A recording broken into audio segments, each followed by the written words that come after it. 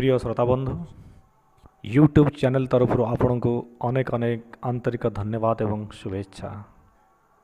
आज विषय मेथी बढ़ाए यौन क्षमता। हाँ श्रोता बंधु, मेथी रे एमिति एक उपादान बा तत्व रही जहाँ मनीषर यौन इच्छा, यौन क्षमता एवं संभोग करिवार समय को यथेष्ट मात्रा बढ़ाई थाए, जहाँ संभोग समय रे उभय पुरुष एवं नारी को यथेष्ट मात्रा सुख एवं आनंद आनी दिए। निकट अतीत जर्मन एवं इंग्लैंड वैज्ञानिक माने मेथी उपर एक गवेषणा करथिले। पृथ्वीर विभिन्न देशरू लोकमान को एथिरे सामिल कराइथिला। प्रत्येक लोकन को दिन रे 2 थर मेथी खाइबा पई प्राय 6 सप्ताह पर्यंत दियागला। 6 सप्ताह परे सेमानक मध्यरु 80% लोक एक कथा प्रकाश कले कि आग अपेक्षा सेमानंकर यौन इच्छा यथेष्ट मात्रा बढ़ी। पाखापाखि 65% लोक एक कथा प्रकाश कले आग अपेक्षा सेमानंकर यौन इच्छा बढ़िबा सहित यौन क्षमता मध्य बढ़ी। पाखापाखि 70% लोक मध्य प्रकाश कले आग अपेक्षा सेमानंकर यौन इच्छा यौन क्षमता बढ़िबा सहित संभोग करिवार समय मध्य यथेष्ट मात्रा वृद्धि पाई।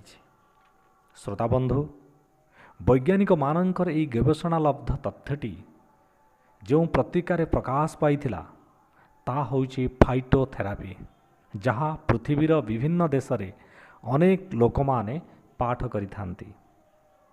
से प्रकाश रे से पत्रिकार एक कथाटी मध्य प्रकाश पाइथिला जे कि मेथी भितरे सोपोनिन नामक एक तत्व रही, जहाँ स्टेरॉयड भली काम करे, यौन इच्छा को वृद्धि करे, यौन क्षमता को बढ़ाए एवं संभोगर समय को यथेष्ट मात्रा बढ़े उभय पुरुष एवं नारी को यथेष्ट सुख एवं संभोगर आनंद आनी दिए। श्रोता बंधु, वर्तमान प्रश्नटी होची आपण मेथी केमती सेवन करिवे। मेथी सेवन करिवार विभिन्न प्रकार उपाय रही। आपण मेथी को गुंड करी दिन में 2 चामच खाई परिवे। आपण मेथी को बाटी दिन में मध्य 2 थर खाई परिवे। किंतु सर्वोत्तम उपायटी होची आपण पूर्व रात्रि रे 1 ग्लास उषुम पानी रे 2 चामच मेथी दाना आपण भिजई दियंतु। सकाळे खाली पेटरे से पानी तक पी नियंतु एवं भिजी थिवा दाना को आपण चोबई चोबई दिन एवं राति भितरे ताहाको आपण खाई नियंतु। एई भली नियमित 6 मास सेवन करिवा द्वारा आपणक भितरे यौन इच्छा बढ़िबा सहित यौन क्षमतार वृद्धि सहित एवं उपभोग करिवार समय मध्य यथेष्ट मात्रा वृद्धि पाइब। श्रोता बंधु, मेथी रे अनेक गुड़ी औषधीय गुण रही।